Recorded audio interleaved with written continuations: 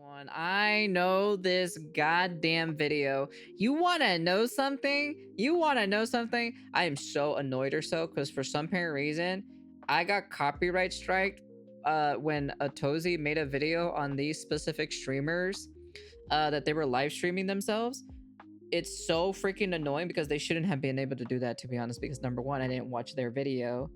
I was literally watching from Atozi's video to begin with. If this happens again, I swear to God, I am going up to YouTube to talk about this because this is some BS shenanigans. Take care, Mink. Be safe, hun. This Ukrainian YouTuber live-streamed himself illegally entering Japan's Fukushima nuclear exclusion zone and got arrested after broadcasting everything to his audience. And it's safe to say that what seemed like just another urban exploration video turned into an international controversy involving embassies, courtrooms, and debates whether Japan is actually way too soft on influencers who break the law for content. Because, you know, when your creative experiment ends with your own government apologizing on your behalf and a judge deciding your fate, it's clear that things quickly went off the rails. So meet Alexander Krykov, a Ukrainian content creator who runs the YouTube channel Kryosin with 6 million subscribers. Like I said, my video better not get copyrighted strike or so for this, because that makes no sense for this video to get copyright strike. Everything is very transformative in this video the entire time. If I get this copyright strike, I will be talking to YouTube for this. And his content focuses on what he describes as creative experiments and extreme science projects. As we're talking about videos that show people how to pull electricity from train tracks, charge their phones using high voltage power lines, and other activities that should come along with a screaming, "Please do not try this" warning label, because it's safe to say they can go very wrong. And this video also went extremely wrong. But his channel kicked off back in 2011 when Alexander and some of his buddies tossed a foam can into a fire and filmed what happened. And despite the video being deleted, it got a few thousand views and they realized they might be onto something here. So in 2014, his subscriber count had got to a point that invited him to a creator festival in Moscow, where he learned about the business side of YouTube. And after that trip, he started shifting away from random dangerous stunts and moved towards content that was supposed to be a little bit more educational and practical. And the channel's popularity eventually got big enough to where Alexander could ditch his day job fixing televisions and washing machines to focus entirely on making videos. And nowadays, their content has evolved into a mix of survival tips for extreme situations and urban exploration. So as it turns out, this is not his first rodeo when it comes to off-limit locations, since, you know, he'd already pulled similar stunts in Chernobyl when he sneaked into the exclusion zone there and filmed inside the actual nuclear power plant. So by the time September 2025 rolled around and he decided to visit Japan with 2 friends, we could already guess where this was heading. So there were 2 other guys that traveled with him. The 3 of them set their sights on one of the most restricted and sensitive locations in the entire country, the Fukushima nuclear exclusion zone. And before we dive into what these guys actually did, we need to understand why this location is such a massive deal. I've actually gone over this before in another video where I talked about the French YouTuber who went to Fukushima to film an ASMR video. So if you want a more detailed breakdown on the whole thing, feel free to check out that one as well. But back in March 11th of 2011, Japan got hit with a catastrophic earthquake, which then triggered a tsunami, which then triggered a nuclear meltdown in the Fukushima Daiichi nuclear power plant. The earthquake knocked out the electrical grid and the tsunami wiped out the backup generators, and the whole situation spiraled into one of the worst nuclear disasters in history. Because what followed was radiation spread across the region, forcing roughly 165,000 people to evacuate their homes. Some because authorities ordered them out, others because they didn't want risk to radiation exposure. And about 12% of Fukushima became a no-go zone, which means entire communities were abandoned practically overnight, with residents having just a few hours to grab what they could before leaving their home. And over time, some areas got cleaned up enough to reopen, but certain zones remained designated as difficult to return zones because radiation levels are still too dangerous to live there. The town of Okuma, where Alexander and his friends were arrested, sits right in the middle of one of these restricted areas, so entering there without permission is illegal. But when content creators treat these spaces like they're just another, interesting location for a video, it shows a pretty fundamental misunderstanding of what these places represent to the people who lost everything in this disaster. And here's where the problem started. So on September 23rd, 2025, the 3 friends made their way into the exclusion zone in Okuma and found an abandoned house to set up and started live streaming on YouTube. This was a bad mistake for them because the French YouTuber I covered, he wasn't caught because he didn't didn't live stream. He just made the video, got out of there, and posted the video after he had left Japan. But the live stream footage showed them sitting inside of an empty house by candlelight, making tea and poking through personal items that had been left when residents evacuated over a decade ago. That's crazy. Almost like they were on some casual camping trip rather than illegally trespassing in a radiation zone. But while Alexander and his friends were busy filming their content, someone watching the stream was having a very different reaction. An anonymous viewer saw what was happening, recognized they were broadcasting from inside a Fukushima exclusion zone, and immediately called the local police station. So from there, police officers got to work using screenshots and the video from the stream to pinpoint the exact location. And by the morning of September 24th, authorities had tracked down the house and showed up to make arrests. When officers arrived to the scene, they found 3 men still inside the property and took them into custody on the spot. According to the police station, they admitted to breaking in during the police questioning. So they were formally charged with unlawful entry to a residence, but yeah. And if I swear to God, if I get a copyright strike, the funny thing about it, the copyright strike came from their YouTube channel. So if you're gonna try to bully me again, when it's literally not from your guys' channel, because I'm not reacting from your guys' channel, I'm watching it from a Tozy, and a Tozy is someone who covers news stuff in general and stupid things in general. I swear to God, I'm gonna have a discussion with freaking YouTube over this because it's not from their channel. Literally, I clicked on the name specifically where the copyright strike was coming from. It straight up came up from them specifically.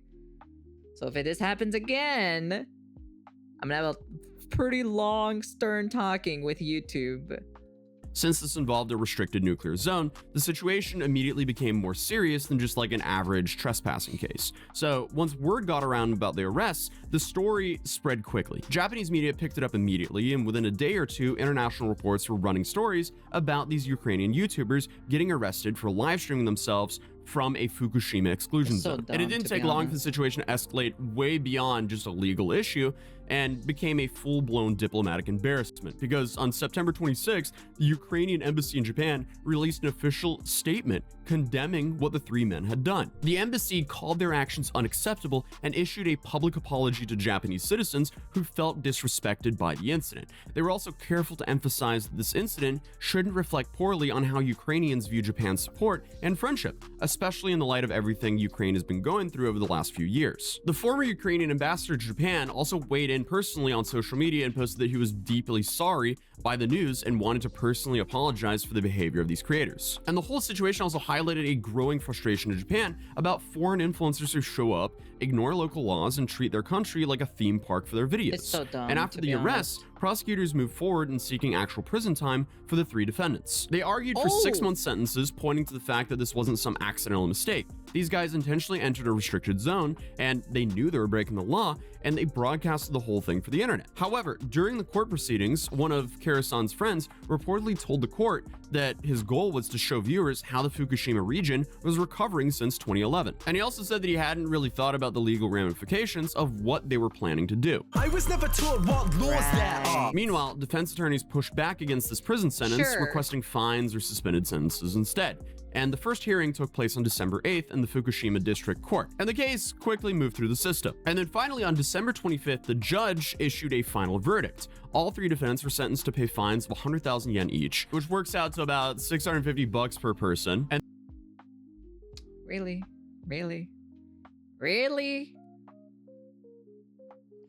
Only 6? Hell no, make that 6.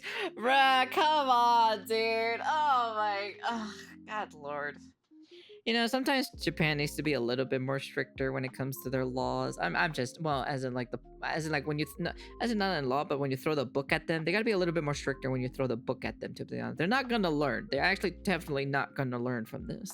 then they were essentially just released and could go home. So this is where the opinions split pretty hard, because that sentence sparked discussions about whether Japan went too easy on them. And a lot of people have been pointing at that, saying, hey, this is kind of a theme now. So while some people looked at the outcome and thought, hey, that was fair, they trespassed, got caught, paid a penalty, and moved on. They got stuck in the country for a while. Others saw this as way too lenient and worried it sends a message to other creators that Japan won't seriously punish any kind of behavior. Well, you have Johnny Somali for an example, you know?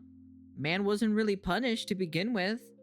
Guy got away scot-free. Well, granted, He's suffering in South Korea now, but like I'm just saying, he should have been suffering in Japan. So. Behavior like this. According to a commentary article that came out about the sentencing, published in the Japan Times, Japan's approach stands in a strong contrast to how other countries in Asia have been handling similar situations. For example, we know these stories way too well, but you know, Johnny Smalley in Japan basically got a slap on the wrist. In Korea, he's been stuck there for over a year and he's facing multiple years in prison. And it's fucking crazy.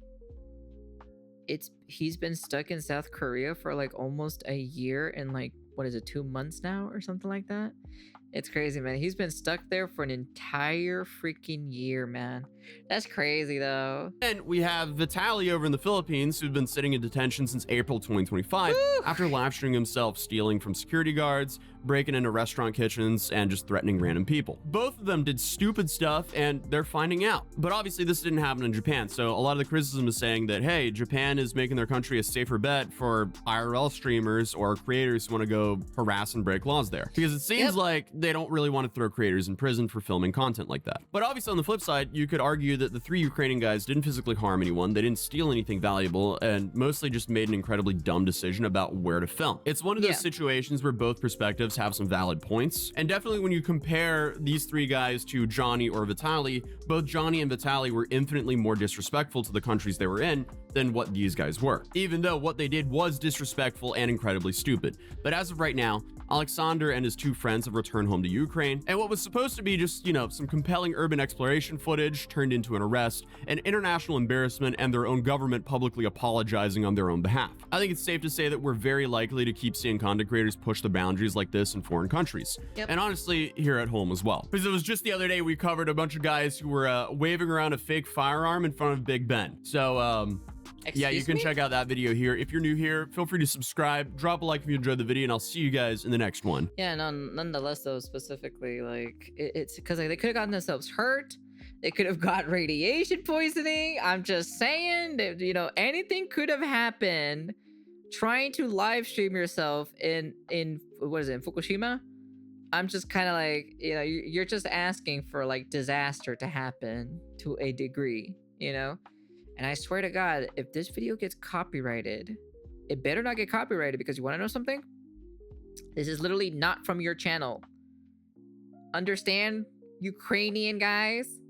This is not from your channel. I'm not reacting to your channel. I didn't even know who you were to begin with until there was a random notification in my email that popped up, literally straight up saying that you got copyright strike on this video, and literally it's from a Tozy who is covering the news on what's been happening in the world, because I keep updated to what's going on in like, you know, for, you know, as in like stupid content creator space or so. He's usually the guy that I usually go to from time to time, and there's some other YouTubers in general. So if it does get copyright strike, I'm gonna go after YouTube specifically relentlessly until that shit gets stated in, because honestly, that makes no sense for that video to get copyright strike. Literally makes 0 sense for it to get copyright strike. It's just so dumb. But yeah, literally the funny thing about it, they copyright strike the audio and the visual of it. So I had to, I think if I remember correctly, I had to cut it out for it. So if, for those people who are like wondering why is the video gets a weird cut, that's the reason why. It's because these people from the channel sent a copyright strike towards me. Just because they're a big channel doesn't mean you're gonna start pushing me around. I will fight back. Trust me, you do not want to mess with a Latina, okay? You definitely do not want to mess someone who is Latina. If you think you're tough Ukrainian guys, oh, you have not seen when I get pissed off. So, anyways, that's the end of the video. You guys can comment, like, subscribe, do all that fancy, jazzy stuff. I'm gonna keep an eye on this VOD. I'm gonna be keeping an eye on this VOD specifically to see if it gets copyright strike. And if it does, I'm gonna grab YouTube by the balls to make sure to get their asses off my ass, because I didn't do shit, okay? I'm not watching any of their videos from their channel. I didn't even know who they were, what they did, or what else until just recently, just today, okay? Today, I just knew who they were specifically, okay? So don't come after me, or we're gonna have some problems here. Anyways, that's the end of the video.